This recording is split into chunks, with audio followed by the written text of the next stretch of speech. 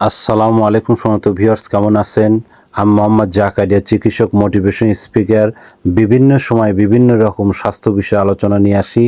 আজকেও স্বাস্থ্য বিষয়ে আলোচনা। আজকের আলোচনার বিষয় যেসব গুনাহে আল্লাহর আরশ কাঁপিয়ে তোলে, তাহলে ভিডিওটা প্রথম থেকে শুরু করে শেষ পর্যন্ত না টেনে শুনবো। প্রথমে একটি লাইক দিব, সাবস্ক্রাইব করব, নোটিফিকেশন অন করব, পেজে ফলো দিব, তাহলে স্বাস্থ্য সম্পর্কে নোটিফিকেশন আপনাদের কাছে পৌঁছে যাবে। তাহলে বন্ধুরা মনোযোগ দিয়ে শুনুন।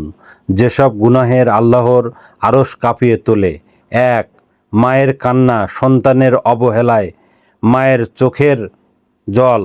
2. মাজলুমের আর্তনাদ, যার সাহায্য করা চাওয়ার কেউ নেই। 3. বিনা অপরাধে নারীর কান্না। 4. যে সন্তান মাকে উফ বলে।